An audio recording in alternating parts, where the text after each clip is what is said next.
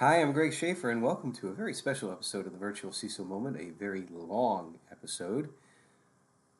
Recently, I had the opportunity to speak with a class of cybersecurity students at Minnesota State University. Uh, I was invited to speak with them because they use, as part of their resources for their curriculum, my book, Information Security for Small and Midsized Businesses. And so I was asked to do a Q&A as the author with them, and of course I accepted. I thoroughly enjoyed it. And I thought that there would be some good tidbits here for folks outside of the class as well, too. As I've said many times, one of the things that I like to do now at this stage in the career is to give it forward, talk about some of my experiences, maybe help folks as they're coming up, as well as helping the field itself. And this is just one of those ways to try to do that.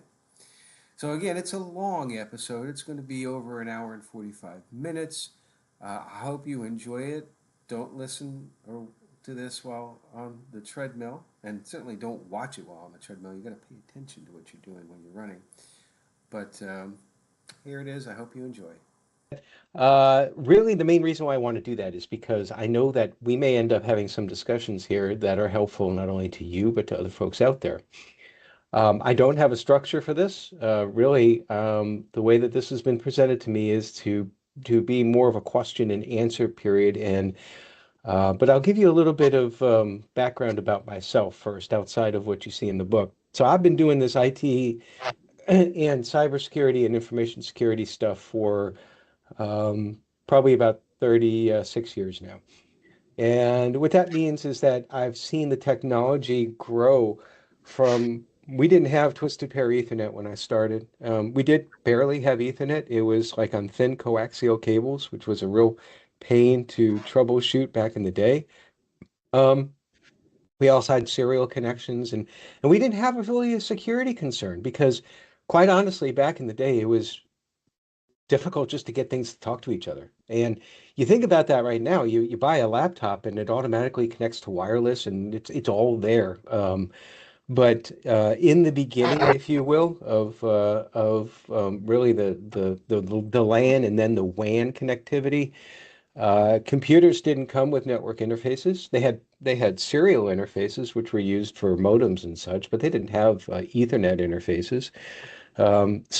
You basically could choose your network of choice. You could use Ethernet, or you could use what they call token ring, and there were a few other varieties there. And even Ethernet ran IP, or also could run other protocols like IPX, which is what a company called Novell used to use back in the day.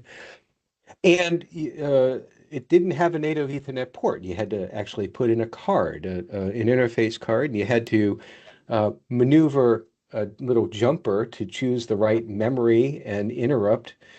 Sometimes you get that right, sometimes you don't. So just to get one machine to connect to the local area network was quite a deal, and that's how the world was when I first started. So from there, security really became kind of a more of a big deal through the was the first virus, or worm, if you will, um, was back in the mid 80s, and I'm just going to make sure that I let someone else into the room here. And it was done as an experiment. It really was a mistake. What ended up happening, I think it was a student from Cornell, and he's like, "Oops." But back then, the internet was really only used for research purposes. It wasn't really connected to the entire world like it is today, and it certainly wasn't something that was considered a necessary for business. It really is kind of cool to see how it's grown over the years. For me personally, I was in networking, as I mentioned. That was my primary duty, was to get things to talk to each other, and so. When security became more and more important, it was usually folks like me in networking that were the ones that led the charge, because what's one of the more basic network security controls, technical controls? It's a firewall. And so I was tasked with implementing the first firewall for this university that I was working for at the time. And this was 20, 25, 26 years ago. And it was about maybe 6 years after that when I realized that I was spending more time getting folks to stop talking to each other as opposed to getting them to talk to each other. So, so at that point in time, I realized I'm actually more of a security person than not. And then since then, I've dove into it. I think one of the most important lessons to learn in security is that there is no such thing as perfect security. There is such a thing as perfect networking, which is how I grew up, but you can't find a you can't create a perfectly secure environment. It's a trade-off. We call that risk management. And really, for those who want to be successful in information security and or cybersecurity, and if you've read the book, you understand why I make a distinction between the both, but we can also dig into that too, if you want. You really need to understand the risk of the environment that you're working with. Even if you're doing something that seems to be so concentrated, like you're a SOC analyst and you're looking for threats out there, which is a very cool thing to do. Um, you'll go a lot further if you understand the why behind the what of what you're doing. And the why is always related to the business you're trying to protect, what that business does, and what their information flow is. So the reason why I wrote this book was in what I've been doing for the last 10 years or so is helping small and mid-sized businesses with their information security because I had all these decades of experience in my head and a lot of small and mid-sized businesses, for the most part, they don't have access to that experience. You can't hire a full-time security officer because it's way too expensive, and particularly startups, their margins are so small. And I saw a need there to do it and to do it right. And as part of that, there's a lot of like charlatans out there, a lot of people selling snake oil when it comes to cybersecurity and information security, and it's gotten worse over the years. And so this book is something, a small effort that I did in order to provide to small and mid-sized businesses primarily to give them an idea of the greater context of what securing your information means. It's not just having a good firewall or having good antivirus or good EDR or MDR or any of that techie stuff. It's more about the processes, procedures, the mindset, the culture, and really, again, risk management. But I'm pleased that practitioners are using the book as well too, and also like this is one example where folks are using it. You guys are using it for learning about it. So I wanted to write it in a less techie type way so that the concepts were pretty easy to digest. And then if you wanted to go further, I have some links in there and all of that, and hopefully that's helped. So that's my preamble. I'll stop there and start asking about if you have questions. Any questions so far? Anyone? I was wondering what your thoughts were about AI and how risks, like how if there's like any security risk based on AI stuff, because I know it's getting more advanced day by day. So I'm assuming there's some risks to that, but I was wondering what types of risks you think. So you start with the heavy question right at the gate. The question is about are there any risks associated with AI, artificial intelligence, generative AI in particular? I mean, everybody's using it, and for various functions. Just today, for example, two things that I've used it for. I'm using it to help me work through my brain about building a virtual CISO management application side thing. It's a little side project I had. And actually, that little disclaimer that I said at the beginning of this recording, that was it on advice from ChatGPT. So it's become a very useful tool. And I use that word tool purposefully because it's not it's not the tool itself that is inherently risky. It's how the tool is used. There's no such thing as a tool that's risky. Where the risk comes into play is when tools are used the way you're not supposed to. It's like you have a wrench. A wrench is used to turn a bolt or a nut to loosen or to tighten. A wrench is not used to hammer something. And if you use a wrench to hammer something, there's a good chance that you're going to break the wrench, you're going to break something on you, you're going to break the nail that you're trying to hammer in. Not saying I've done it myself. Maybe I did once or twice. Um, So we get back to generative AI, which is really, I think, the crux of your question when we're talking about AI. There's other versions of, and I'm not really schooled in all of them, but basically it comes down to AI that you use like ChatGPT for consumer stuff. Agentic AI, I think I have this right, but I'm horrible with these names, is more AI that's embedded into like applications. And then there's another one that's embedded into business processes. And again, I'm just not gonna dive deeper into any of these because I'm not an AI expert, but I am a risk expert um, to an extent. So what are the risks involved? Now that we have understood that AI is a tool, I like to equate AI risks today in 2025 to where we were with social media risks, say in 2010. And in 2010, um, social media at that point in time had become much more of a business use. It kind of exploded, not quite as fast as generative AI did, because really nobody was talking about this until about 3 years ago when the first version of ChatGPT came out. Um, and so we were faced with that problem. It's like people are using social media, they're sharing things they shouldn't share because now there were abilities, a tool that could do things that really we weren't able to do before, at least not on that scale. So now it comes down to risk management. Identify what the risks are and then try to address them. So what are some of the risks with generative AI? Probably the biggest one is uh, releasing information that you didn't want to release because these things by nature they learn. Now there are controls in place, like for ChatGPT, for example, if you buy the professional plan, um, you can choose a configuration option which will allow you to tell ChatGPT, it's like, don't learn from this. In other words, it won't then regurgitate the stuff that comes that you put in, because that's all that this is. It's just a really, really, really good way to get to information and to process information. Another significant risk of using this is what they call hallucinations. And it is exactly what it sounds like, where AI will hallucinate an answer. There's a big to do out there.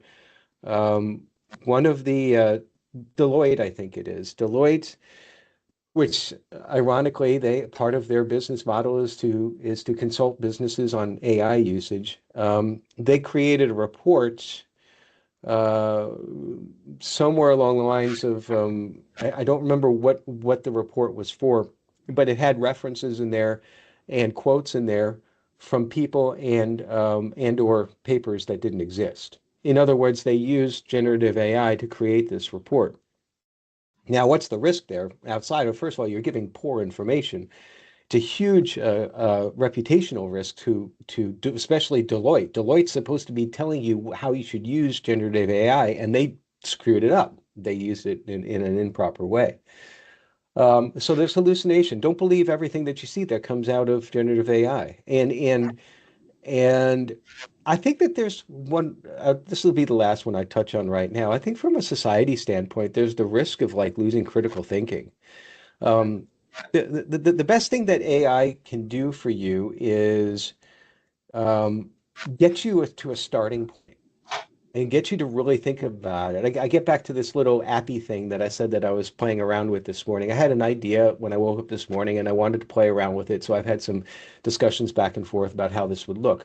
But I'm not asking for development of this wireframe for this app, and I'm not and I'm not taking what they say at face value.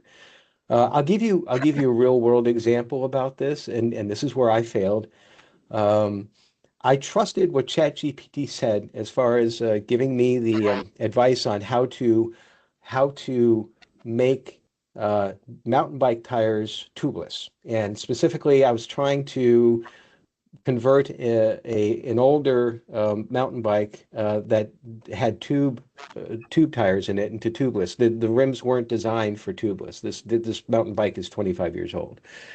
ChatGPT made it sound as if this is like walking in the park. And if you've ever worked with tubeless bike tires,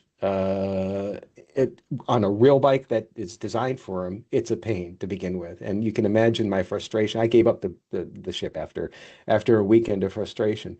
But I believed everything that ChatGPT said, and I learned from there. I'm like, no, I got to really check to see if this is really feasible or if this is really possible. So does that answer your question, at least at a high level? Yeah.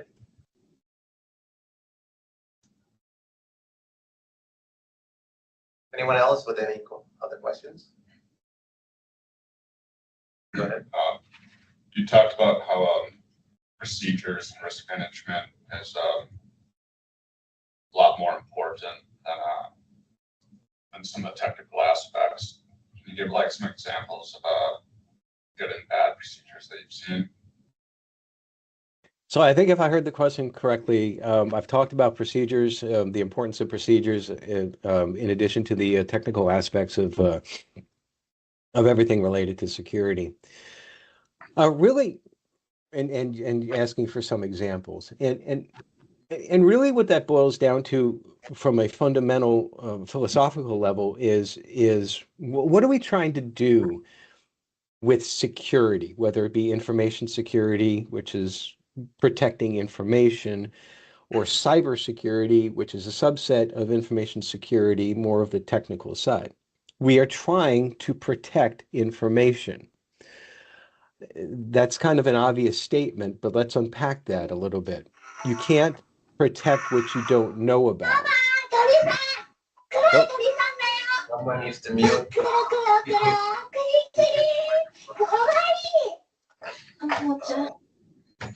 There we go. I got it. Somebody's really excited about cybersecurity at a young age. So where was I on this stream of consciousness? Talking about procedures. We need to protect information. Well, you can't protect it what you don't know about. And the only way you can know about what you're trying to protect is to understand the processes by which that information is used in the business. And this is why I kind of get to the point of like you understand the business, you understand the business flow, the business reason. What are, they use the term in our industry, crown jewels, and I've always hated that. I mean, that's such a, I guess it does convey to some people, but let's take away the glitter and the glam of it. It's we understand that the information is critical to the business. You understand the processes, then you have to understand the processes by how are we protecting that? Because you could put like in the best technical controls for protecting information, but if you're not doing access properly, that's not proper English, but let's just stick with it. If you're not doing access properly, then you're going to expose stuff that technical controls cannot fix. And I'll give you a very simple example. I share my password. I share my password with you. I have access to this one folder on OneDrive that you need to get information from. You don't have an account to the system, and I'm like, okay, let me just give you my login credentials here, and it'll all be cool. And since I'm really horrible, I don't have the technical control of multi-factor in place either. I mean, I'm terrible at the security stuff. Well, what's happening here is just that we have the primary control of username and password, which we tell people don't ever share that. Well, why are we telling people that? It's because if you share it, then now you've increased the threat exposure. Somebody else can now get in, or perhaps it's like I give them username, password, and then they still have multi-factor in. But I'm like, well, tell me when you're going to log in. Let me know because the code will come to my phone. I'll just text you what it is. You should be able to get in. So two good controls there, properly implemented. You got great password technical policies in place with your Entra environment, and you have multi-factor enabled and all that. But the procedure, the process has now subverted those technical controls. And why do people do that? It's because they need to do what they have to do for business. They need to do their jobs, and they're going to find a way to do it, which is one of the like corollaries to this in information security is like, if you're going to make it too hard to do something, people will find another way to do it. There's no doubt about that. So the secret sauce to this, I get back to risk management, is we have to figure out ways to enable the business to do what it needs to do because that's how it makes money and that's how we get paid. We have to figure out a way for that to happen in the least riskiest manner. And we have to convince our users that this is the way we need to do it, because if you don't do it this way, if you don't follow proper procedures, then very, very bad things can happen. So that's one example. And another basic example I'll give you is um, uh, disaster recovery and incident response and business continuity. They're all interrelated, but they have different elements to each of those disciplines. But basically, a lot of that, particularly when you talk about business continuity and incident response, a lot of that is not technical controls. Disaster recovery, yeah, I mean, that's the techie side of it. But if you don't have good processes in place and practice those, when an actual incident happens, and it does, everybody gets hit with stuff. If you say you don't get hit with stuff, then you're not properly monitoring and you've got your head in the ground like an ostrich. If you don't have proper procedures in place in order to mitigate the issues that'll happen during that event, that's a huge information security and or cybersecurity problem as well. So those are two examples. Did that catch your answer? Yeah, thank you. Anyone else with a question at this point? Remember, you have the author of your book here, so you want to probably ask questions now. Any career option questions, like as it relates to the role that maybe an information security officer plays, or some of you want to go into cybersecurity, some of you do want to do database programming. How about asking questions that pertains to your interests? I know Brady wants to do AI. No one? No questions? Well, I can kind of pontificate. I don't know if that's the right word, on the career field, if you like. Would that be appropriate? Well, absolutely. Because I had asked them in the class, like, what they want to pursue, what sector or domain of cybersecurity or information security that they want to pursue, and it was quite diverse. Well, that's good, and I mean it's going to continue to be one of the fastest growing fields out there, in my opinion, just because of the fact that we are still finding ways to create information, and the more we create, the more we have to protect. And again, I'm not trying to play the old guy. I walked uphill to school 5 miles in the snow every day, each direction to and from. But it is kind of amazing to see over the past several decades that what was absolutely non-existent 30, 35 years ago is now like such a huge field, and it's so diverse. That's why when somebody tells me that they're a cybersecurity expert, I'm like, no, you're not. There's no such thing, because nobody can know everything that's in cybersecurity. And even if you did, it will have changed by next week. And so I caution people not to call themselves cybersecurity experts, because it kind of looks a little bit, in my opinion, this is only my opinion, it kind of looks a little egotistical. And I think that it's important to show that you understand the depth and the breadth of the field. So I might call myself a network security expert back in the day. I might have said that. I don't call myself really an expert of anything right now, except for I'm an expert generalist. I'm an expert virtual CISO because that's my field. I'm an expert at helping small and mid-sized businesses. That doesn't mean I know everything. But now let's get back to the career field out there. Um, it cybersecurity has had an interesting growth and then drop off, and now we're kind of in this trough, if you will. I think it's getting better, but we had a lot of people who joined um, for when it was really a big thing, and then it became saturated. And so, what's going to differentiate the market? What's going to differentiate you from whichever field that you want to get into? The first and foremost thing that I emphasize about this is understand your why. And your why, in my opinion, should be that you're wanting to help. You want to try to solve a problem, because that's what we're doing. We're trying to solve a problem. If your why is more financially based, that may not be the most desirable path because cybersecurity is hard. Information security is hard. I would say that cyber portion of it can be even harder at times because of the needing to maintain that skill set as everything evolves.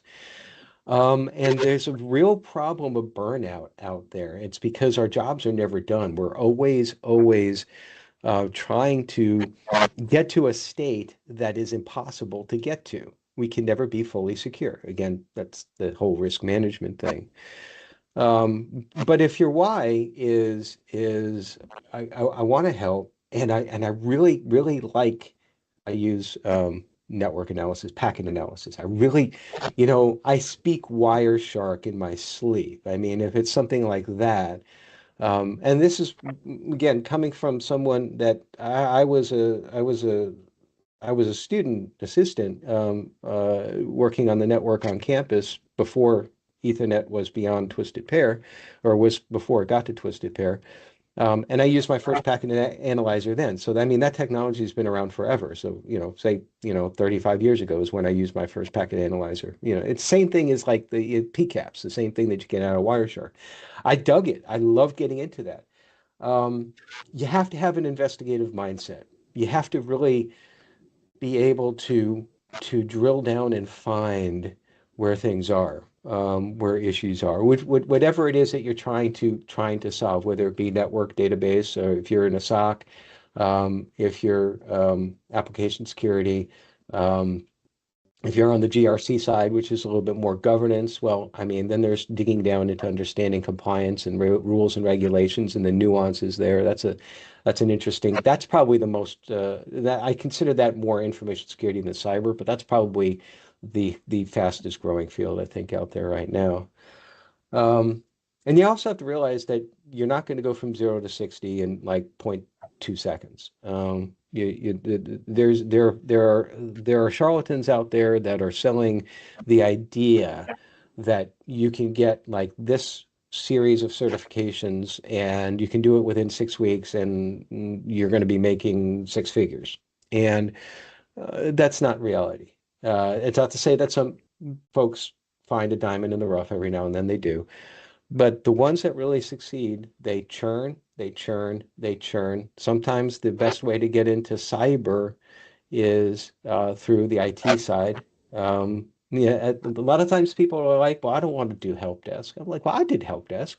Help desk is really a good way to find out how the business works, and also to learn how a business works, because you're dealing with all sorts of people and all sorts of problems that it really starts to sharpen your mindset.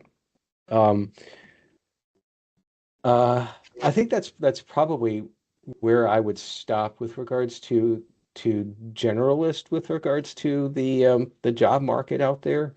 What are some specific questions or concerns? Because I find it very hard to what's the best way to say this? I don't think like a young person. I mean, I'm on the backside of my career, and maybe I've forgotten some of the things that concerned me like early on, and I don't want to gloss over that. Question. I have a question. I would like to do cloud security, so but I don't know which career path I should take to do cloud security. So she wants to do cloud security, but she's not sure of what career path to take. Well, all right, cloud security. What do you mean by that?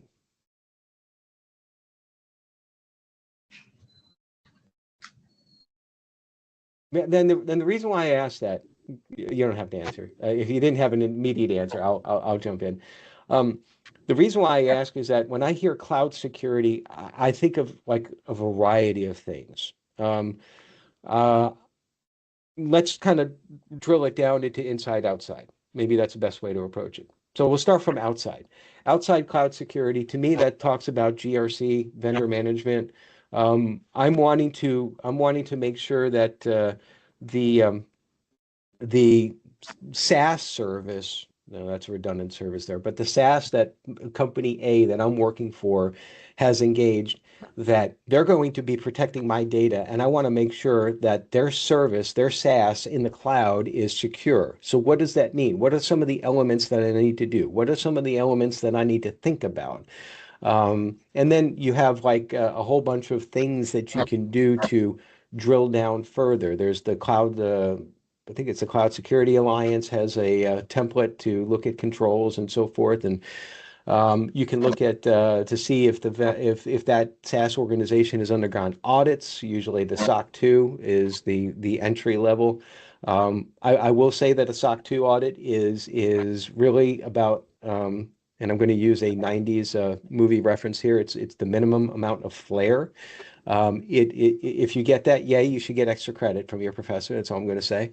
But what it means is that it's really the very basic. It's almost impossible not to. Well, you don't pass or fail SOC audits. You do have qualified and unqualified opinions. But now, if you're talking from the inside, now we're going to talk more about some of the nuts and bolts of the cyber side. So cloud security is just LAN security, but different access from outside. So are we talking about security of folks that are trying to penetrate the cloud to get into services there? Well, then you want to talk about perimeter stuff, um, firewalls into your data center environment, or if you have if you're talking about not something that's hosted, maybe you're talking about something like AWS. Well, that's a whole another subset of cloud security because by nature, anything in AWS is in the cloud. So now you got to start learning about that particular platform. Are you going to do DevOps in there? Are you going to because DevSecOps is or SecDevOps, I guess you could put it either way, is a sub feature of cloud security with regards to that. How are you going to secure the environment? We talked a little bit about early on about VPNs before we started to record. VPN connectivity into that cloud, and that could be the same thing for Microsoft Azure.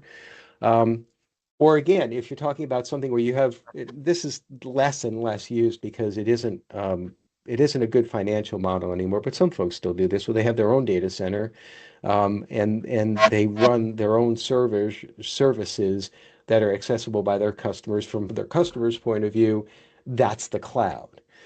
So I think to answer your question about what should you study, I guess just in general of those three things, think about, well, what are those from those three very large buckets? What are the things that really excite me the most? And then start drilling down into each of those and recognize the fact too that cyber and to a lesser extent information security, but cybersecurity is very dynamic. I mean, there are new ways of doing things or new ways of describing things that we've always done that we've never had before. I always get hung up on this red and blue team stuff. I mean, I don't know which is the difference. I always forget. And it's because when I was doing that stuff, we called it troubleshooting. We didn't, I mean, it didn't matter if you were offensive or defensive. I mean, I guess maybe I was plaid. I don't know. But it's, you can always shift from one to another as you dive in. And I'm a good case in point to that. I mentioned beforehand that, um, well, I went to school for mechanical engineering, and I started in the networking side because it was better working on campus as a network person than it was working at Burger King. And literally, I worked at three Burger Kings in my career. It's like, and it's a good place to work. I think everybody should do fast food for a bit. But I got into networking, and then I ended up getting into security, and then I got more into the governance side of security, and then to risk management, and then into the whole leading the program as the chief information security officer, and that was an evolution. So don't feel that whatever you decide that you're locked in for the rest of your career. It will change, but that's cool. That's one of the best things about this. But follow your passion. Thank you. Mhm. I see Joseph is typing a question in the chat. Hasn't populated it yet, but Oh, let me see the chat while it's here. If when it's populated, I can read it out for you as well. Okay. Yeah, I don't see anything populated in the chat yet. Yeah. But who else? Are there any other sectors within the field that you guys have questions? Probably the roles and responsibilities, the monumental tasks that you may or may not have to do. Sure. I think a lot of people are probably scared or afraid when they start their career in the field. I was wondering what some things that we could do to feel confident about getting a job or about starting this career, or if you have any experiences about that. What is the primary fear or fears? Maybe just not, thinking that people have enough experience or stuff like that. Is it just about getting experience to be confident, or? That's actually a really good question.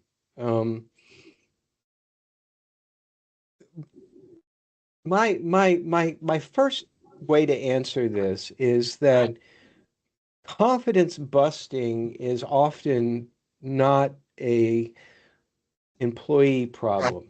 It's a leadership problem. I've lived long enough and gone long enough to see when there have been um, instances of good management that mentor folks when they come on, and bad management that will lay unreasonable blame on folks. And unfortunately, if you get one of the latter as like your first uh, um, launch into your career, that could really derail your confidence and through no fault of your own.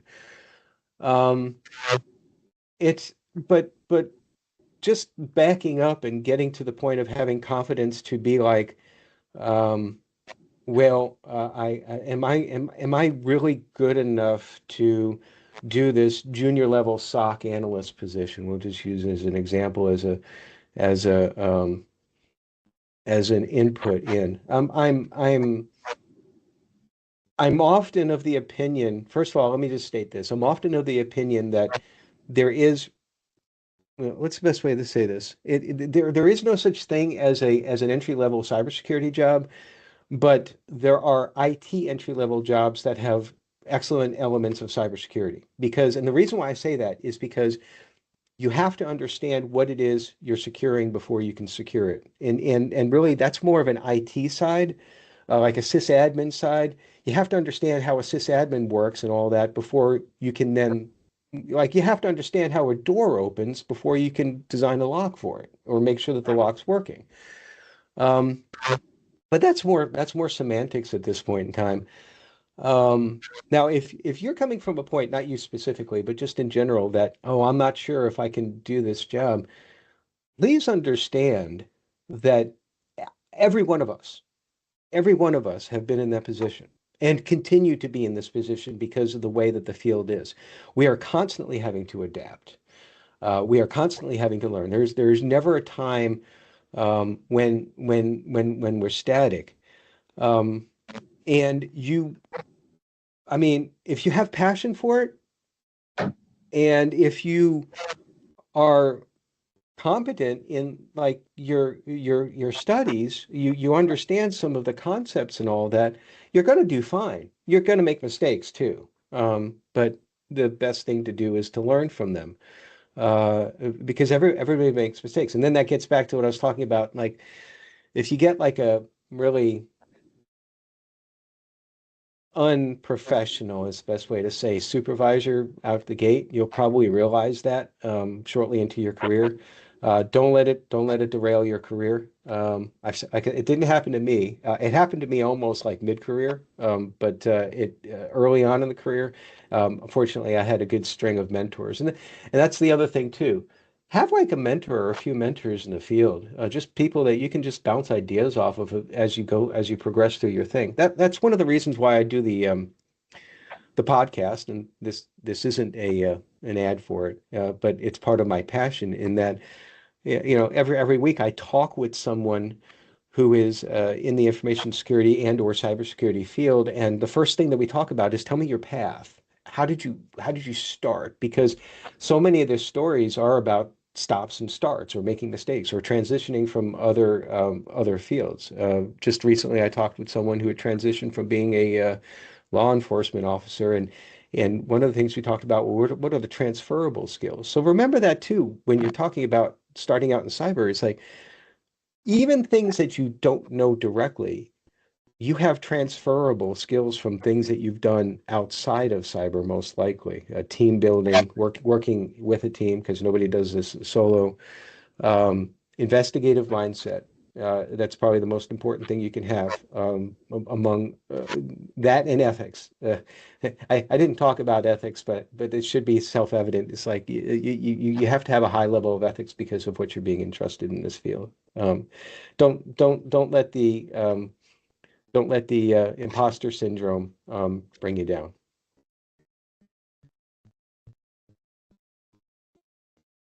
You got any follow up to that, or did that touch on? Oh, I did. Thank you. Okay. One of the things that we've been covering lately is risk and how difficult it is to quantify risk and some of the benefits with quantifying risk. If you don't mind, just to expound on that. Yeah, and that's such a great and difficult aspect of information security because risk analysis is inherently subjective, whether it be qualitative, which is completely subjective, or quantitative, which has much subjectivity to it. And so let me start. I always like talking about risk, starting about the qualitative first. It's just basically you have these heat maps or these low, medium, highs or whatever. That's just like a subject matter expert's opinion of the risk when all is said and done. That's why when we do risk assessments, in order to make sure everything is normalized, in other words, you're following the same methodology, I always emphasize that it's best if like one person is the assessor. You'll work with a lot of subject matter experts on it because usually in proper risk management there's two roles that need to be played out. The subject matter expert who understands the systems and the processes and the business flows, and then the one that's doing the assessing. Sometimes they're the same person, but most of the time they're not.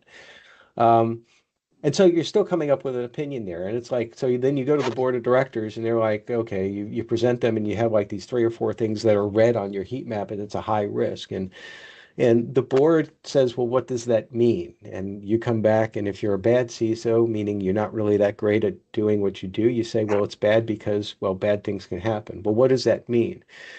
Well, I don't know. We could have bad things. Well, okay, and then you get into that loop of talking where you have someone who doesn't understand risk trying to talk with people who their entire career, their entire being, the board of directors is about managing business risk.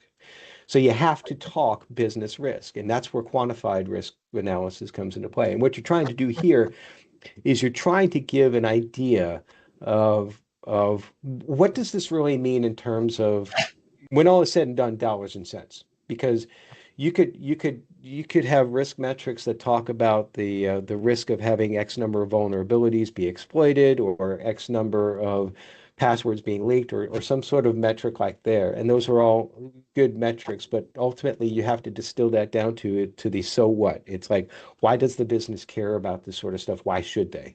Because if you can't say that, if you can't convey that, then they're not going to care. And if they're not going to care, then they're not going to fund your position and you're not going to be working. That's the whole reason why we exist is to try to tell folks what this really means. So quantification of risk, my favorite taxonomy, if I could say that there was one, is something called FAIR. That's Factor Analysis of Information Risk. You can go to the Open for FAIR organization and learn more about it.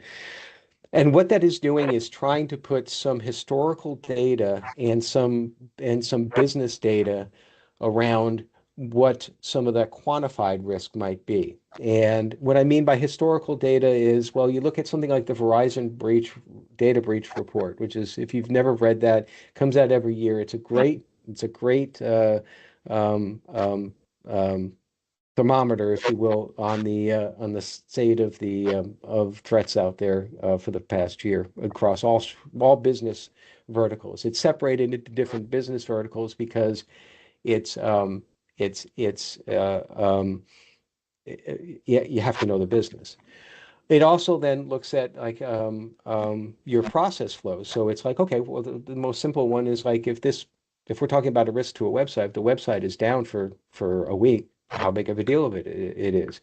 I mean, for someone like me, where I'm just like our organization is sourcing clients, well, it's a big deal, but it's not the worst deal because I'm not an e-commerce site. If I was taking orders from there, every second I'm down, I'm losing actual quantifiable money. So this gets back to what I was talking about and understanding more about what the business does, because then you can start to plug in these items, whether it be fair or some other taxonomy, and come up at least with a better result. Where it'll give you a range of what we call cost exposure. And again, you can never predict that a risk will be realized. So you can never predict that this risk is $50,000. You just can't say that, but you can get closer. And what you're trying to do is you're trying to determine is the cost exposure greater than what the control to lower that cost exposure would be. So let's just say your cost exposure you determined through the risk analysis is $100,000. On this side, you've got a tool that you could purchase for $10,000 that'll lower your cost exposure by 90%. So on this side, you're on that equation, you got $100,000 here, you got $80,000 here. That's where quantification of risk really comes into play, and that's where it's the most important. And that's where you'll get the attraction to get the funding um, for the stuff that you want to do. That answer your question? Oh, absolutely. All right, looks like we got one in the chat here, so I'm going to read this first because I'll read it out loud, so that way I'll read it to myself. For anyone who wants to start a career in cybersecurity, in my case, I started by doing a bachelor's in networking communications, pursuing my master's here at MSU in IT. Should I consider learning as much as I can about cybersecurity, all the threats, vulnerabilities, the ways to prevent and detect threats, or should we focus on one topic of cybersecurity, like cybersecurity in networks or clouds, as mentioned before? Or, for example, focusing on web threats and vulnerabilities. Should we learn cybersecurity in general, focus and dive deep into a specific topic of cybersecurity? Everyone is different and has different paths, but with your knowledge of cybersecurity and evolution of internet networks and security, where should we aim our learning path? Well, again, I'm going to start with what's your passion. If your passion is we'll say security and networks, since you mentioned that there, then dive into that. But don't do it at the exclusion of being a generalist, because even when I was a network engineer, I was a much better network engineer when I understood system admin, when I understood database admin, and when I understood the business processes. So what do I mean by that? It's like, well, database admin, well, that's where I learned how databases communicate, SQL. I want to say it's TCP 1512, but I might be off on that port number. It's been a long time. Um, and that's important from the networking side. From the sysadmin side, it's like, well, understanding ICMP and being able to see if a system is up and how are they logging in and what is their load on their system, because maybe everything is fine from a networking standpoint, but I start asking the system folks, so tell me your CPU load, because maybe we've got a problem there. And then from I don't remember what the third one was, but I think I made my point is that you can't isolate yourself completely on one thing. So to answer your question a little bit more succinctly, if you absolutely positively know which direction you want to go in, focus on that, but not to the exclusion of still keeping like learning abstractly about other stuff. I mean, I took database courses when I was going for my master's, not because I like databases. I hate them. I absolutely do. But I needed to understand some of that just in case, and really be able to talk with the database admins. But if you're not sure yet, keep yourself more general because you'll be more marketable that way to an extent, unless someone's looking for a unicorn, which is basically somebody who is like the best application debugger out there, or bug bounty person, or whatever they call those folks. And be flexible, because things are going to change. I don't know if anybody,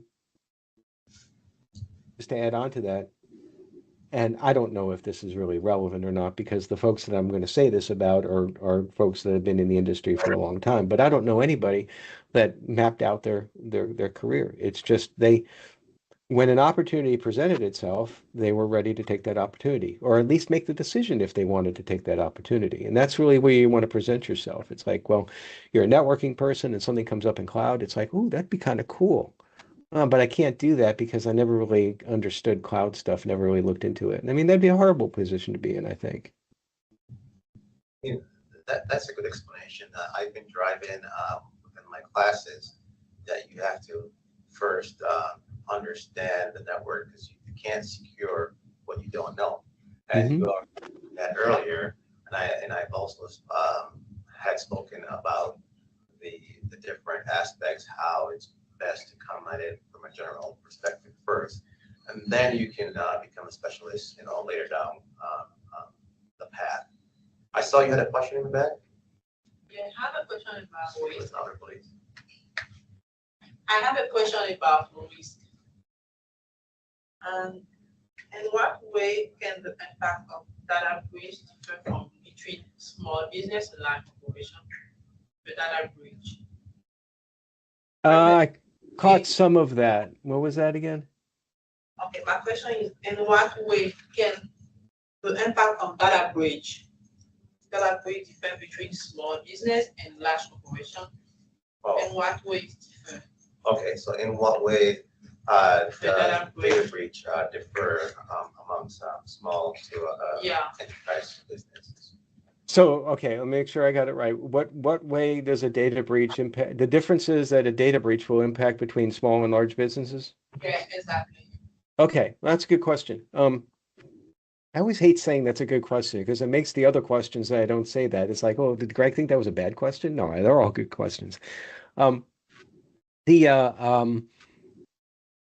On the surface level, there's no difference, because on the surface level, what I mean by that, from a business perspective, you've got a business impact event, something bad. And whether it's a large or a small business, um, you're going to have potential issues. Now, the separation then comes with what and how do you deal with those potential issues? And larger businesses tend to have more tools in place to take care of stuff when it happens. They have more ability, more personnel to triage and work the issue as it's happening. They most likely have done more continuity type exercises. So, like I mentioned before about incident response, when we were talking about procedures, that they're able to address the breach faster. And when you have a breach, whether it's large or small business, the clock is ticking. You need to resolve that first by containing, then by restoring, then by figuring out what happened afterwards. You need to get the first two done as soon as possible. There's no, because you don't want additional damage to be done. Now, small and mid-sized businesses, um, they often don't have that capability. They outsource some of it. I don't in what I do. I don't do breach response. We do breach preparedness. We do breach postmortem. But there are folks out there that have service level agreements and the knowledge of breach response right during the time. But even then, most SMBs, and that's what the acronym I use for small and mid-sized businesses. Most SMBs, they don't even have like that sort of breach response and retainer. So they're relying upon their IT folks to do it. And IT folks don't understand this stuff, and that's okay. Because the IT folks' job is to make sure that things work, and their job is not to do forensics or containment or to understand how a threat works. It's just asking too much of what's usually an underpaid job to begin with. Um, so sometimes they're able to mitigate that with cybersecurity insurance. And that's pretty much a given now that most businesses that work in the field, they have to have that cyber liability. I do, for example. Even though I don't directly deal with client data, but still, it's a control in case other things go bad. You can get, and usually the cyber insurance will have, as part of their service, they'll have a breach partner that will help when something happens, because what does a cyber insurance organization do? They pay out when something bad happens. So if they can minimize their payout through proactive, quick response, they're going to do that. I mean, it's a good business model. Um, but they also, small and mid-sized businesses, and particularly startups, because startups, I mentioned before, the margins are so small.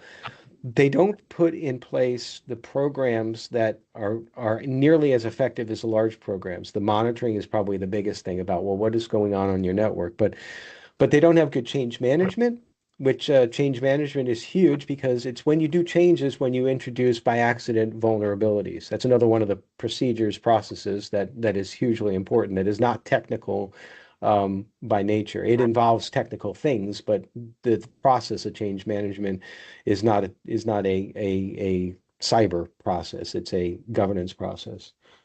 And so that's why you have the problem. And sometimes small and mid-sized businesses, they'll say, well, it's okay. I'm not really a target. I'm not like the big folks.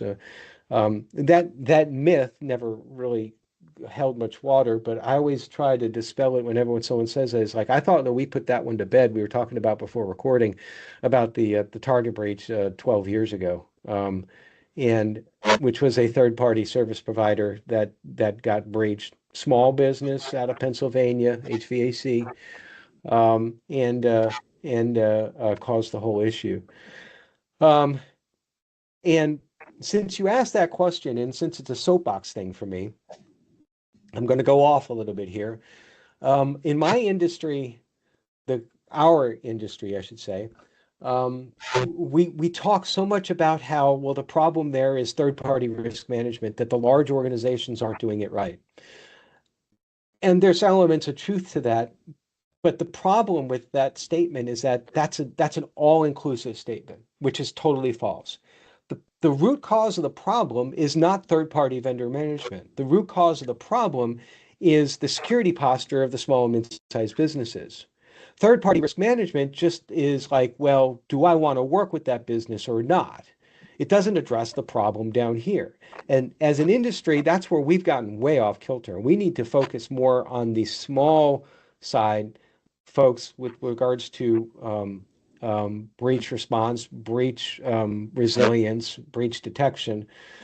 And as a real world example, that's one of the things that CMMC is trying to do for government contracts, and which is now effective and now becoming requirement in contracts. But if you're a subcontractor to a federal contractor, more likely than not, I mean, there's triggers for this, but so I won't say ubiquitously, but you'll most likely be beholden to some measure of CMMC, and that is directly the federal government understanding it's not just about third-party risk management, it's about managing the risk of the small providers through the whole supply chain.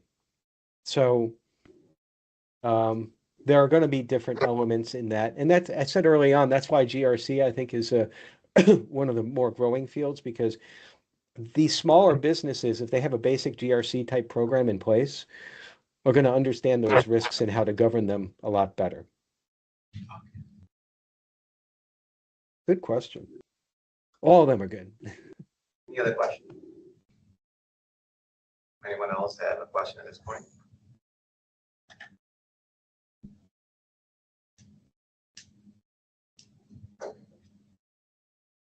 Well, last week we had a discussion on end user device protection and some of the risks that are introduced just by the end user devices, mainly just your typical Microsoft systems or maybe your Mac OS and so forth. Do you want to share anything as it relates to maybe end user devices contributing to a threat vector, or what risk does end user devices introduce if they're not properly hardened, or if their security posture is not good? Well, yeah, we talk about the excuse me, the need to have a layered protection mindset, and that's really looking at all layers of controls for where information is accessed, stored, processed, and that sort of thing. And the end user devices are so critical because that's a device that has, as opposed to some of the other devices and controls in your infrastructure, they have a very well controlled input and output, or input and output for bidirectional. End user devices don't, because we as people are not the best control, because we're not perfect. We're not off and on. We're not, as much as we can do information security awareness training, we can't prevent someone from being human. And so over the years, the importance of endpoint protection has grown. Obviously, this evolved from initially the viruses, looking at something antivirus. If we can prevent a bad thing from being run on a machine, then that can prevent other bad things. And this is something that's 25 years old. I mean, at least antivirus has been around for so long. We have endpoint firewalls, and maybe we take that for granted now, but that never, again, these things have evolved as the threat has evolved, as people have understood, okay, there's more of a threat here. We never had end user devices have firewalls on them. There was something called one of the first ones I played with decades ago called Zone Alarm, that was really cool to put a firewall on your own machine. Now it's inherent to Windows and not necessarily Linux, but it is to an extent. Depends what distro you run. And then you start to have things like intrusion prevention and detection. It's like, well, or data loss prevention. It's like, is something leaving the machine that shouldn't leave the machine? So another threat that we've developed controls for. So historically, the end user device has always been that, and the edge of the network have been the two places that we've always focused on the most, because one was the way into the system and the other one was the multiple ways into the system to the person. Now, I'm not really nearly as knowledgeable of some of the things that like your EDRs can do nowadays. But I'm amazed. I see some of the reports from our vCISOs that run it with the clients. And it's like, well, that's great that it was able to catch that. And when I come back to layered security, one of the clients I work with, it was only because they had an EDR system in place that they didn't suffer a massive ransomware problem. Now, this happened like just recently, a month ago. Their EDR flagged it and prevented the issue from propagating outside of the machine. It never it never connected to the what we call the CNC, command and control bot out there on internet land. But other controls failed. The firewall didn't pick it up. The user didn't pick it up. Clicked on something. They were trying to use a tool to do something that they didn't have the tool for, and instead of calling IT, they decided to download a tool, which was malicious. They didn't realize at the time. So there was an IT control there as well too, where it's like, well, there was something missing that they shouldn't have been able to load it on their machine. There was a problem with group policy, and there was certainly a problem with I get back to user awareness there about, well, you're not supposed to do this. All those controls failed, but this EDR didn't, and it was the last line of defense. So I think that more than anything demonstrates the need for that type of control, and more broadly, the need for layered security. So all different types of controls: technical, managerial. Yeah, I don't remember the third. Detective. You know what? It's in the book. Just read the book. So, That's true. They have to do some homework, right? I'm sorry. What was it? They have to do some homework anyways. Yeah. As it regards to lateral movement, are there any, well, I don't want to say best practices, but what are some of the better practices to perhaps mitigate or lessen the chances of, having a lateral movement type of breach on a network? Well, this is networking 101. We used to say keep local traffic local, and that was more in relation not to security but to performance, because the way networks worked at the time and broadcasting and all that, and it could get to be very messy. So we created this thing, the routing internally on LANs using layer 3, if you're familiar with the OSI model, which is still to this day a great way of, in my opinion, of conveying data networking concepts, and it's been around forever, at least from my perspective. But more broadly, this is talking about security zones.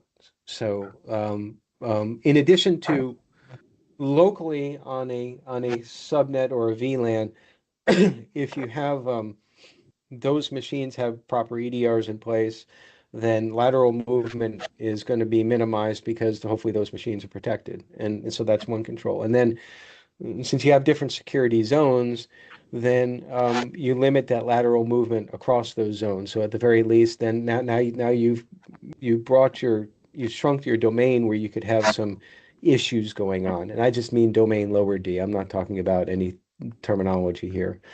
Um, and conceptually, what you want to try to do is to limit the spread of lateral movement as much as possible. Those are probably the two most effective ways to do it, which gets down into really proper network design and security design. And this also has a very important GRC component. So I get to step a little bit into that world for a second. Let's talk about PCI, for example, Payment Card Industries Data Security Standard. If you're a merchant or a service provider, you have to be PCI compliant, and you have to, depending upon your number of transactions, or if you're a service provider, it doesn't matter. You have to attest to 300 and some odd requirements saying that you do this to protect your data. And there's a lot of things in there that you have to do. Cardholder data. Now, if you limit through segmentation, which is what basically VLANs and subnets do, if you limit the segmentation, or even, I guess, micro-segmentation you could do, I'm not going to get into that now, but if you limit the segmentation, then you shrunk the auditable space. So when you're answering those 300 odd questions, you don't have to consider like maybe this part of your network, which is a forward-facing kiosk network, for example, or maybe in the case of a financial institution I work for, we have a separate VLAN set up for anything that handles cardholder data. So ATMs, ITMs, and cash machines, which are basically you go into a bank and you give them the card, you swipe the card, and you get cash back. By having them separated, anything that happens, say, on another network, the back office network within the bank, should not propagate to that financial network side, subnet. And therefore, for PCI compliance, we just have to look at that financial subnet or segment or whatever you want to call it, VLAN. So I mean, again, I'm a little biased because I talk about networking controls more than anything because that's where I come from. But Well, that's good what you part, want to limit. the good part is we have been using a lot of packet tracer and VLAN work here over the last couple to 3 weeks. So we're Oh, good. right on topic. Well, I'm glad. Here comes my old man thing, but I'm glad that that's still being taught and taught extensively because you know a lot of this stuff has not fundamentally changed. I mean, you have IP version 6, which I I I have procrastinated long enough, like for well over 20 years in trying to learn that deeply so that I won't have to learn it. I'll retire before it becomes really a big deal. It's more the WAN thing right now. But and thank goodness for NAT. That's what solved us because back in 96 we were all freaking out that we were running out of IP addresses and it was a much different world back then. Um, but um, yeah, it's the fundamentals. I just talked about the OSI model. It really hasn't changed. Such a great way to explain. Now, the OSI model that they probably don't teach is a lot of people say it's 7 layers, but it's really 8. And the 8th layer is politics, and that's a whole nother story. That is absolutely right. Any questions? Go ahead. I'm interested in database management and recently becoming interested in security. What's your perspective on the future of those fields, and what would you say are like the most important things for someone to learn that's trying to get into those fields?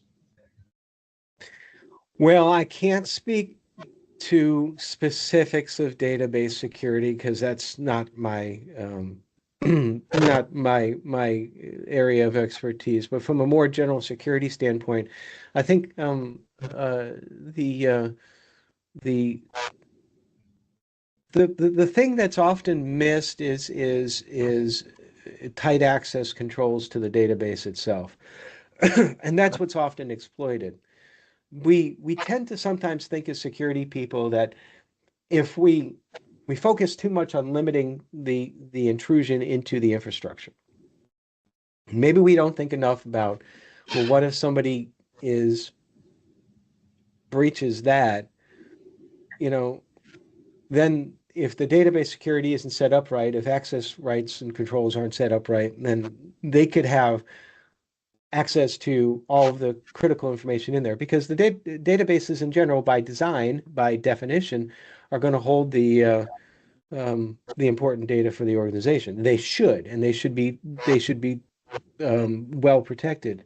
Now, I do know enough about databases barely to know that you can design them really well or you can design them really horribly. And I know that that has to deal with like different tables and how you reference them one to many, many to one, union of tables, and all this other sort of stuff that I pushed myself through when I was working on my master's and haven't really had to do hands-on for it since too much. Um, but just like software development, good coding, good practice in database development is going to be so much more important than than than than sometimes we realize. And there are products out there that will measure the security posture of a database, like scanning it or what have you, similar to software code scans. Um, and so there always has to be that complementary work. But it's more of a generic answer to boil down to. It's just building in the security into developing and designing the database is going to be more important than anything going forward. And it's something that unfortunately a lot of folks, particularly now that we have people, and this is more coding, I think, but probably for database too, are relying too heavily on what comes out from AI. And they're not really checking it. They're not, this gets back to the original question about the risks of it. It's like, Well, yeah, you can get a functional code or a functional database schema from ChatGPT, but is it the right way to do it? And is it the right way to do it based on the information and business processes and risk tolerance of the organization? That's the focus. Yeah, and to add to that, I think that the peripheral devices that you connect to the database are absolutely imperative too, to secure those, because that could be a path towards getting hacking the Mhm. database. So, like I teach a database class that has a component of security, and the students within those classes also have to use packet tracer and design a network, and also look at how breaches can occur from the peripheral devices, and also for the connection softwares that are attached to the databases. So it's not just the security principles, it's not just a SQL injection, it's not just the input field, but the wider scope of things that are really relevant. Oh yeah, and I think if I heard correctly, you talked you just briefly touched on identity access management. Excuse me. I should have had some water here. And that's another field of security, which is so much overlooked. Now we get back to business processes. I know I'm going on a little bit of a tangent here, but bear with me for a second. Um, uh, Business processes being so imperative. One of one of the more significant vulnerabilities for businesses that isn't technical is how businesses offboard folks, or rather don't offboard correctly, or over provision, or don't change their access when roles change. And and why is that the case? It's because it requires discipline. You don't get anything out of shutting down someone's account after they've terminated from an organization, or changing their permissions when they change a role within the company. You don't get any performance boost. And so someone changes a role, they move from being a teller to working in finance again in a bank, or some other thing. They don't remove the access that they had before to the core system. They just add more access, and that's where you have gaps. And again, it's laziness, and it's a resource issue, and there are ways and products to help manage that. But yeah, from a database perspective, if you've got someone that's over provisioned, or maybe you had a dev that was a contractor and you didn't once the project was done, you didn't remove their access, and then that contractor's access gets dinged, both coming into the network and then working on the database, you're in big trouble. As you say that, I had a student tell me about 3 weeks ago that they work at their workplace is having the same problem. Contractor, his contract ended, and that he still had access to the database. He saw that he was still connected after he was no longer an employee. Yeah, it's amazing how often you see that. I see that a lot too. When we first come into to do the security engagements with the SMBs, it's what's one of the first things that we do is a user access review, and we'll start asking questions. Well, who's this person? Oh, well, they left a year and a half ago. Well, why do they still have access? Well, I don't know. I mean, sometimes people then keep accounts active and assign it to like a manager, which is valid, but it has to be done right. Because sometimes, particularly if you have an externally facing person that's working on bringing in business, you don't want to shut down their email if that's been used as a conduit for prospects. So there are valid reasons for doing it, but you have to have these rules of engagement defined. And that's where policy is so hugely important. We didn't really talk much about policy and procedure as part of the GRC part. But that defines your program and what and how you should do things. And it's not just checking a box to write a good security policy. It should really reflect what your organization is doing and why it's doing it, and also reflect your organization's risk tolerance. Questions? Go ahead. So I wanted to ask about social engineering and how it's evolved throughout the years, and if there was any social engineering attacks or scares that you happened to come across during your career. Well, and that's another, I guess, tangential AI threat there too, because we used to talk about with phishing. It was we would tell our staff when we did security awareness training that just look for misspellings or bad English or bad grammar, that sort of thing, because that was hallmark of these phishing attempts that usually came from overseas. English wasn't their first language. It was pretty easy to identify. Nowadays,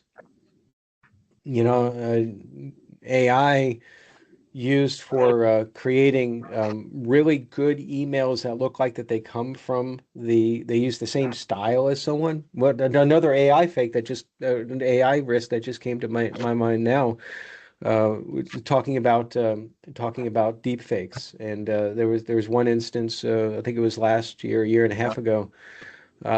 I think it was Singapore, where one of the C-suite executives, I think it was the CFO, I'm not sure, but was on a Zoom call with four or five of the rest of the C-suite, and they discussed, and they basically said that they need to wire this $25 million to whomever for some sort of imperative business thing. The CEO said, yes, we need to do it. And it was all very convincing, and it was all very fake.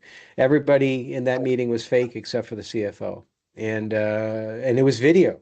I mean, how do you combat that sort of social engineering?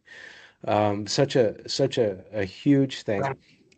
I'll give you an example of a physical social engineering test that went bad in my history, only because I think it's kind of a funny story on how not to do it. This is when I worked for a bank, and we contracted with a firm to do physical social engineering, which is basically trying to get physically into a bank branch and get to the back office to see if they can put something on the network or find some papers or take pictures of screens that had account numbers up, that sort of thing. And we always the rules of engagement with this sort of thing is, if you're challenged, you stop the ruse and you produce what we call the get out of jail free letter, which is basically authorization from the chief risk officer saying, no, this is a test. And this is a common dance in the financial services industry, but you have to dance correctly. So in this particular case, the person was challenged, and he said, "You're right. I'm not here to work on your printer." And he reaches behind his back to get his letter. What does this look like he's doing? Freaked them out, because it's like, look, getting a gun back there. And needless to say, a couple of things from that. We never worked with that agency again. So, I don't think that guy's doing physical pen testing anymore. But it's now an example where social engineering. I mean, it happens all the time with it being exploited, and that's why you have to have other controls in place. The most popular one, I think, still is screen scraping, like a Microsoft 365 login screen. For whatever reason, that just seems to be like exploited so much, and people tend to fall for it because, well, it's got our logo on there. It's like it's the same. It looks exactly the same when I log into 365 elsewhere. It's like, yeah, because it's a cloud thing. We talk about cloud security, I guess. Sometimes security is the other way. It's just like, well, think about what you do before you actually click on it. Is that domain actually correct? Um, and unfortunately, um, socialism engineering has been around since people have been interacting, and always will be. So, To bounce off that, is there any like social engineering detection programs, like machine learning programs, or will there ever be, to be able to 100%, maybe not 100%, but 80, 90% be able to detect stuff like that? I don't think so, because the vectors for social engineering are always changing. Um, the you can't Excuse me, I'm sorry. My phone is ringing in my ears here, so let me just turn that off. You can't just get to a point where you combated social engineering and then everything's done. We've tried that. We do that with security awareness training. So that's one method for combating it, and it's effective to a point. We don't implement it well.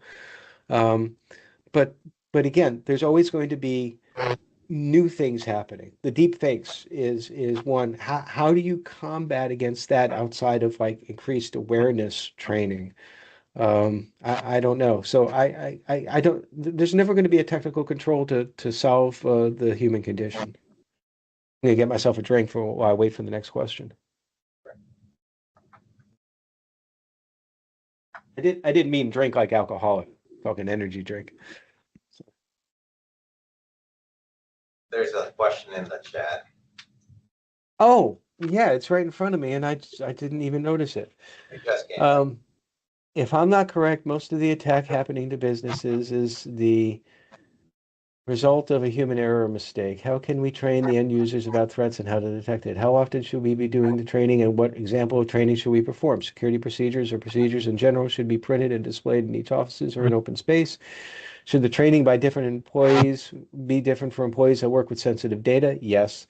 And should we also do a training for the IT security department like every 6 months or every year? Yes. First of all, role-based training, I'm very much a fan of, because why do we even think about role-based training? It's because the risk is different for different roles. And so you want to do your training commensurate with regards to the risk. Let's talk about that word risk again for a moment. I firmly believe that the more that we can teach someone how to be think in a risk management capability, that we're gonna do be more effective than just going out and saying, don't do this, don't do this, don't do this, don't do this. So you mentioned putting security procedures up that are basically a whole bunch of don'ts, probably. And that doesn't work because you're not training the thinking. And one of my favorite ways currently to explain this is something that I posted recently on LinkedIn. And by the way, feel free to connect with me on LinkedIn. I'm easy to find, Gregory Schaffer. Um, there was I was actually commenting on and reposted another post which was talking about um, what they call juice jacking. And I don't know if y'all are familiar with it, but the general premise is that you go to a public place. Usually, people talk about airports or hotels, and you get a security person saying, "Don't ever use the USB port because it could be wired to intercept your data, and bad things can happen." And that's all a bunch of garbage.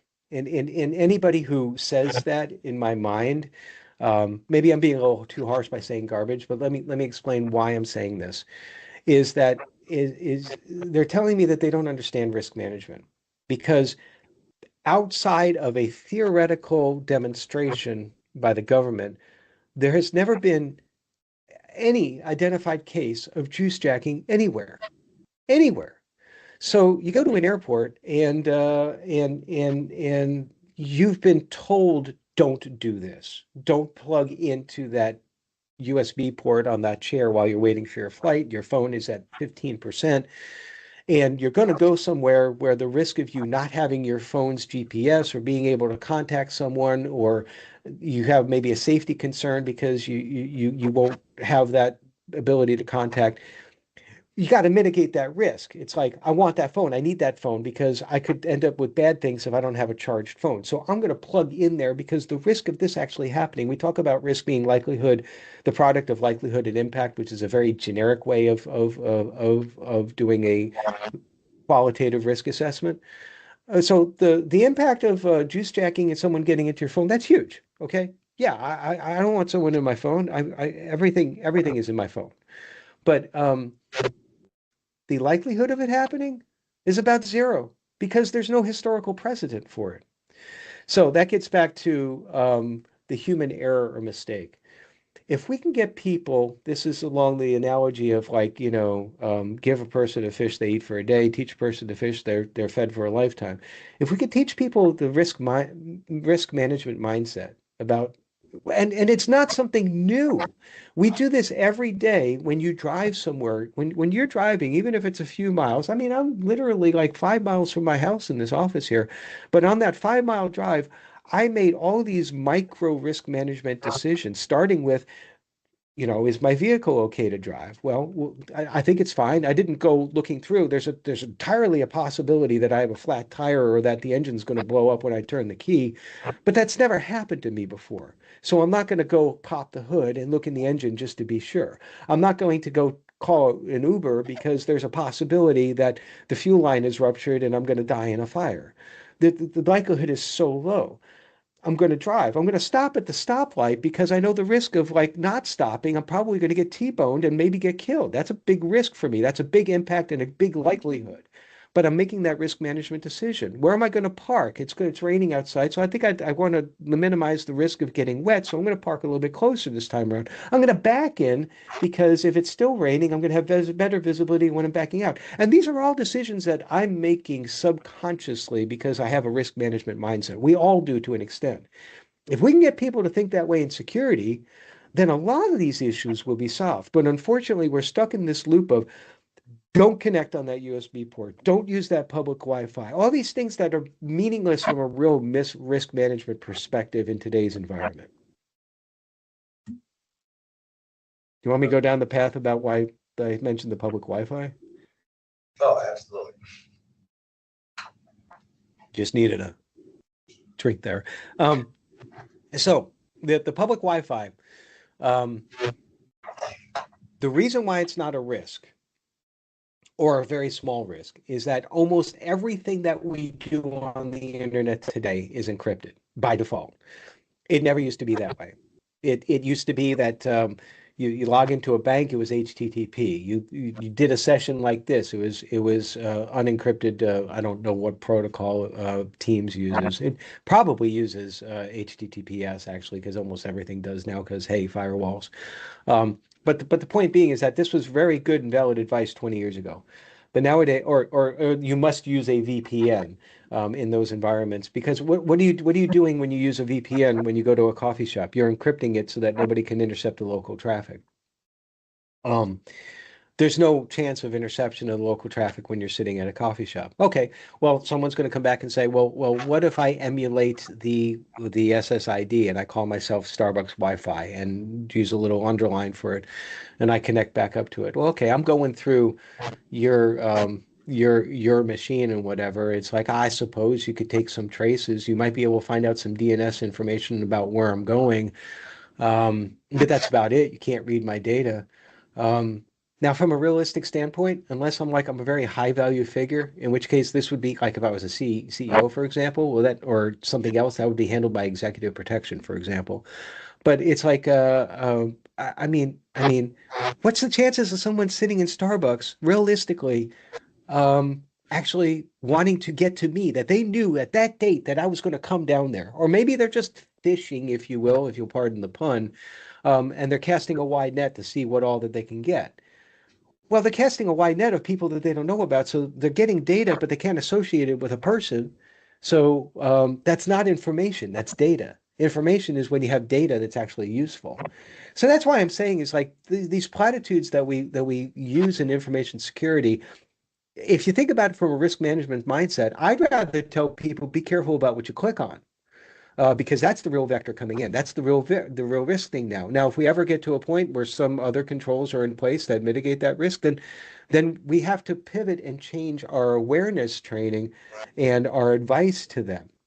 Now, before anybody says anything, I'm not going to say that there's never a chance of somebody juice jacking or somebody intercepting Wi-Fi somewhere. It's entirely possible. It's just very, very, very improbable. I have more of a chance of a meteor striking me right now and ending this webinar than any of that happening.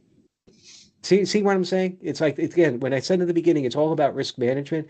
If you think like a risk manager, you think about risk management in your career, you're going to be so much more effective and not be stuck on doing things that make very little difference, if any. Hope that answered your question online there.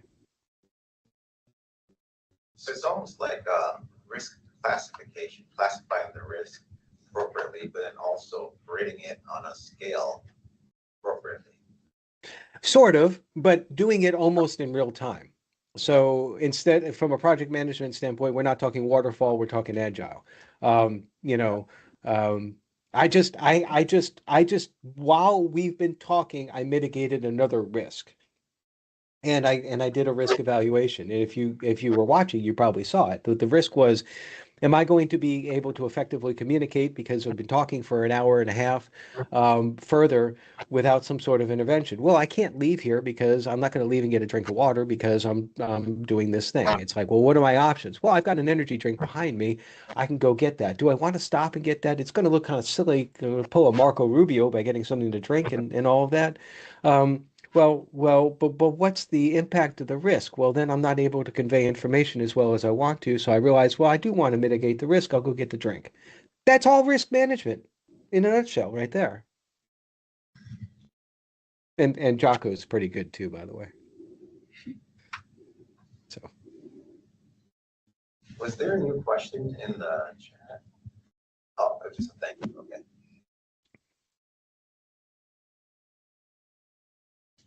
All right, so we have about 9 minutes left for this class. So are there any other pertinent questions that you guys may have?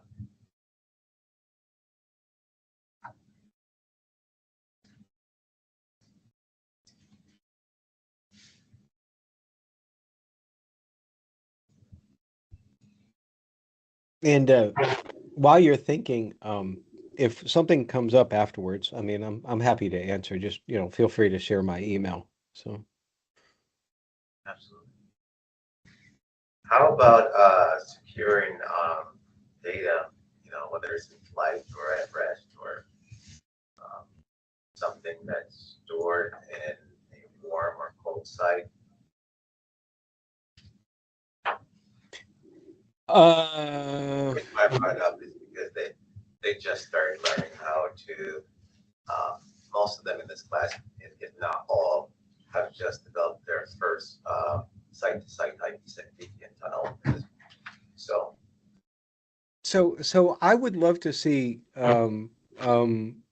more movement in like micro data protection. And what I mean by that is like if we could protect, and there are some organizations that have worked on this, but I don't see it yet at a point where it's ubiquitous, could be deployed. If we can protect data at the packet level, and not worry about protecting where it's at, but natively protecting it, then a lot of these controls that we are calling primary controls like VPNs now become secondary controls, which are going to still be important. Again, layered security, defense in depth is another term for that. But data at rest, this is always a question, and to your point about like the risk ranking something, we always talk about information classification, which is one of the most important policies you could put in place. It's like identifying what classification is what piece of information, and therefore you protect it commensurate with the risk. And usually organizations will do 3 or 4 levels, and like the 4 levels will be public, private, confidential, and sensitive. And usually it's the last two, and I think I detail that more in the book, but it's the last two that you really want to focus on. And so when it's at rest, again, encrypting it at rest in case somebody is able to get into the system, and that includes encrypting within the database as well as another control there. I'm okay with, I'm okay with layering encryption because nowadays, I mean, unless you're dealing with an extraordinarily huge data set, the rule of thumb used to be it's like encryption kills processes, kills performance is the word I'm looking for. But that's not the case anymore. So double encryption, I guess you could say, triple if you are then now encrypting the tunnel. So um, that's in transit. So you could, well, actually, I kind of just mixed two things up there, but you can encrypt like an HTTPS session with a VPN tunnel, and you've encrypted it doubly. Does that gain you much? Like I was talking about the Wi-Fi example, I don't think it gains you too much there. But there are other things that VPNs do gain for you with regards to wanting to keep traffic separated. You can also apply different policies and procedures to that traffic itself. Um, so yeah, we those are two of the most basic controls, are encryption in transit and encryption at rest, that you need to look at, and all the time, and all your frameworks and regulations out there will look at that as well too, in standards. So Very good. All right, we'll leave it open for the next few minutes here for any additional questions, whether it's in class or the folks online. If you have any additional questions, please ask them now. What's the name of your podcast? the Virtual CISO Moment. And you can find it on Spotify. You can find it on YouTube. The channel is youtube.com/VCISO. And it's on iTunes and Amazon and all that fun stuff.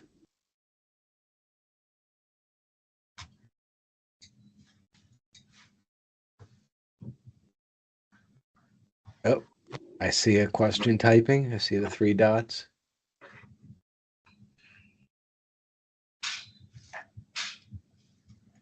Other questions while we're waiting for this one to come in. Oh, that was a thank you. Okay, you're welcome.